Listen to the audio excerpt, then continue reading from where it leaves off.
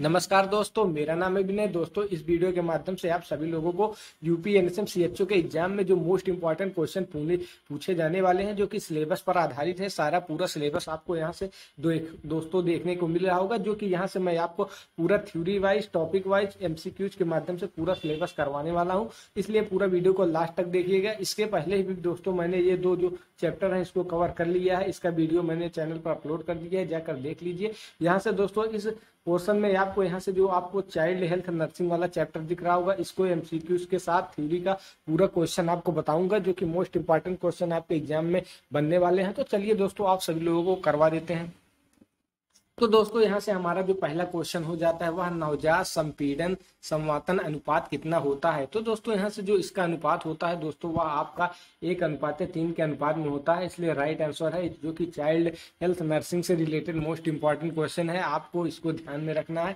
इससे रिलेटेड जो आपको यहाँ से थ्योरी है उसको समझा देते हैं कि नवजात शिशुओं में संवातन के साथ छाती का संपीड़न 3:1 के अनुपात में होता है, और यह दर 120 संपीड़न प्रति मिनट होनी चाहिए, ताकि प्रति मिनट लगभग 90 संपीड़न और 30 श्वास प्राप्त हो सके। तो कुछ इस प्रकार से जो यहाँ से थ्योरी है इसको आपको क्लियर कर लेना है। यहाँ से चित्र के माध्यम से भी आपको मैं क्लियर करने का प्रयास कर रहा हूँ, इसलिए इसको अच्छे तरीके से आपको ध्यान देकर देख लेना है। एक बच्चा कॉपी कर सकता है। तो दोस्तों, यहाँ से आप सभी लोगों को बताना है, जो बच्चे होते हैं उनमें विकास कितने टाइम पर हो जाता है कि वह आपको कॉपी कर सके। तो दोस्तों, यहाँ से जो आपका राइट आंसर हो जाएगा वो आपका 3 वर्ष होगा। यदि 3 वर्ष का बच्चा है तो आपके हाव भाव हर चीज को वो कॉपी कर सकता है, इसलिए राइट आंसर यहाँ से 3 वर्ष हो जाएगा।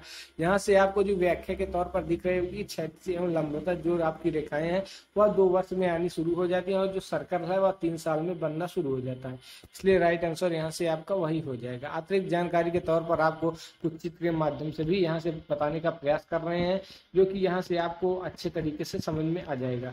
उसके बाद अगला क्वेश्चन है, डिलीवरी की अनुमानित तिथि का उपयोग करके गणना की जाती है।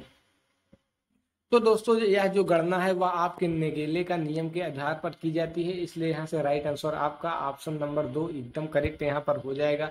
तो इस प्रकार से आपको क्या है, सारी चीजें यहाँ से देख लेना है कि प्रसव की अनुमानित तिथि, जिसे प्रसूति की अपेक्षित तिथि के रूप में भी जाना जाता है, और अनुमानित नियत तिथि या केवल नियत तिथि एक गर्भवती महिला के लिए अनुमानित प्रसव तिथि का वर्णन करने वाला शब्द है। सामान्य गर्भधारण 37 से 42 सप्ताह के बीच में होता है। तो कुछ इस प्रकार से जो आपका यहाँ से नगेले का नियम है यह क्या कहता है, इसको भी आपको देख लेना है कि नगेले के शासन का नाम जर्मन प्रसूति विशेषज्ञ फ्रांस कार्ल नगेले के नाम पर रखा गया है, जिन्होंने यह नियम तैयार किया है। बच्चे के जन्म के 280 दिनों की गर्भकालीन आयु मानकर गर्भावस्था के लिए नियत तारीख की गणना करने का एक मानक तरीका ही आपका यहाँ से जो नगेले का नियम कहलाता है। ये भी मोस्ट इंपॉर्टेंट क्वेश्चन है, 100% एग्जाम में पूछा गया है और हर बार एग्जाम में आता है, इसलिए आपको सारे क्वेश्चनों को अच्छे तरीके से यहाँ पर ध्यान रखना है। कुछ इंपॉर्टेंट जो बातें हैं, जो इसके सूत्र हैं, आपको यहाँ से देख लेना है, क्योंकि ये थ्योरी बहुत ही इंपॉर्टेंट आपके एग्जाम के लिए है। पिछले मासिक धर्म की तारीख प्लस 7 दिन प्लस 9 दिन कैलेंडर महीने बराबर डिलीवरी की अनुमानित तिथि की गणना इसी कैलेंडर के आधार पर आपके की जाती है, इसलिए ये मोस्ट इंपॉर्टेंट क्वेश्चन आपके लिए बन जाता है। जन्म वजन कब चौगुना हो जाता है। तो दोस्तों, जो आपका जन्म वजन होता है वह आपके 2 वर्ष के बाद चौगुना हो जाता है, इसलिए यहाँ से राइट आंसर आप सभी लोगों का ऑप्शन नंबर 2 एकदम करेक्ट हो जाएगा, क्योंकि यहाँ से जो 2 से हाफ वर्ष की आयु जन्म के समय वजन के आधार पर तथा शिशु का जन्म समय के वजन का चौगुना हो जाता है। एक नवजात शिशु का सामान्य वजन 2.5 से 3.5 केजी के बीच होता है। यदि शिशु का वजन 3.5 केजी से थोड़ा ज्यादा है तो उसे सामान्य माना जाता है। यदि शिशु का वजन 2.5 केजी से कम है तो उसे जन्म के समय कम वजन कहा जाता है। तो कुछ यहाँ से जो इंफॉर्मेशन थी आप लोग देख लीजिए कि 12 महीने की आयु तक शिशु का जन्म वजन 3 गुना हो जाता है, ऊंचाई 3 से 4 वर्ष के बीच 2 गुनी हो जाती है। अगला क्वेश्चन आप सभी लोगों के सामने है कि विश्व स्वास्थ्य संगठन के अनुसार निम्नतम जन्म भार का आशय क्या होता है। तो दोस्तों, जो यह भार होता है वह आपके 2.5 केजी से कम की श्रेणी में आता है, इसलिए यहाँ से आप सभी लोगों का ऑप्शन नंबर 3 एकदम करेक्ट हो जाएगा, क्योंकि दोस्तों विश्व स्वास्थ्य संगठन के अनुसार जन्म के समय सबसे कम वजन किसका होता है। तो यहाँ से जो आपके 350 ग्राम के यहाँ पर होता है तो इसे मोटा ग्रेड का नाम दिया जाता है। उसके बाद यहाँ से यदि 350 ग्राम से 2.5 2500 ग्राम के बीच में होता है, तो सामान्य जन्म के वजन के बच्चे होते हैं। तो कुछ इस प्रकार से ये भी आपके इंपॉर्टेंट फैक्ट है जो आपको एग्जाम में किसी भी प्रकार से पूछे जा सकते हैं। इसलिए आपको सारी चीज़ों को अच्छी तरीके से देख लेना है, क्योंकि एक एक थ्योरी और एक एक क्वेश्चन आपके लिए इंपॉर्टेंट है। क्योंकि अब जो भी क्वेश्चन बन रहे हैं आपके सेम टू सेम क्वेश्चन नहीं बन रहे हैं, आपके थ्योरी में से क्वेश्चन बनाकर पूछे जा रहे हैं। इसलिए आपको अच्छे तरीके से देख कर चलना है। बच्चों के शारीरिक मूल्यांकन के दौरान खोपड़ी की विषमता इंगित करती है। तो दोस्तों यह आपका क्रानियोसिनिस्टस कहा जाता है। इसलिए यहाँ से राइट आंसर आप सभी लोग का ऑप्शन नंबर 3 एकदम करेक्ट यहाँ से हो जाने वाला है। क्योंकि दोस्तों यहाँ से आपको जो इसकी संकल्पना है वह आपको देखने को मिल रही होगी कि बच्चों के शारीरिक मूल्यांकन के दौरान खोपड़ी की विषमता क्रानियोसिनिस्टस को इंगित करती है। स्थितीय प्लेगियोसेफली के रूप में जाना जाता है। बच्चे की खोपड़ी लचीली होती है। सिर को एक स्थिति में रखने पर सिर का आकार असमान हो जाता है। सिर का पिछला भाग एक दूसरे की तुलना में अधिक चपटा हो जाता है। तो कुछ इस प्रकार से जो आपके टांके इसके लंबवत होने के बजाय सिर के असामान्य आकार का कारण बनते हैं। तो जो इसके महत्वपूर्ण बंधे हुए वो भी आप सभी लोग देख लीजिए। यहाँ से आपको दिख रहा होगा कि जो मस्तिष्क के भीतर मस्तिष्क मेरु जिसे CF कहा जाता है, जिसका संचरण हाइड्रोसेल्फस होता है। उसके बाद दोस्तों अगला क्वेश्चन है, हथेली का स्पर्श किस उम्र में होता है? जब एक बच्चा उंगलियां पकड़ता है। तो दोस्तों यह आपका जो स्पर्श होता है 3 महीने की आयु से यह विकसित हो जाता है। इसलिए दोस्तों यहाँ से आपका राइट आंसर ऑप्शन नंबर 3 एकदम करेक्ट हो जाएगा, जो कि 4 नंबर में आपको दिख रहा होगा। यहाँ से आपको देखने को मिल रहा होगा कि यह लगभग 3 महीने की वर्ष में गायब हो जाता है, अर्थात शिशु के हाथ की हथेली का स्पर्श और आकुंचन होता है। परिग्रहण यह लगभग 5 से 6 महीने की उम्र में होता है। इसका अर्थ है उंगलियों और विरोधी अंगूठे के बीच वस्तुओं को पकड़ना, जैसे पीने का प्याला पकड़ ले सकते हैं। तो कुछ इस प्रकार से आप इसको देख लीजिए। यहाँ से आपको जो पलक झपकने की प्रक्रिया है वह हवा के खिंचाव की प्रक्रिया में शिशु अपनी दोनों आंखें बंद कर लेता है। उसके बाद परिग्रहण अपनी हथौड़ी को दबाए रखना, उसके वस्तु की प्रक्रिया में शिशु वस्तु को पकड़ने का प्रयास करता है। तो इस प्रकार से जो बच्चों की क्रियाकलाप है इसको भी आपको ध्यान में रखना है। ये भी इंपॉर्टेंट क्वेश्चन आपसे एग्जाम में बनते हैं, इसलिए सारी चीजें को आपको ध्यान में रखना है। बच्चों में रेक्टल रूट में तापमान लेते समय थर्मामीटर लगाना चाहिए।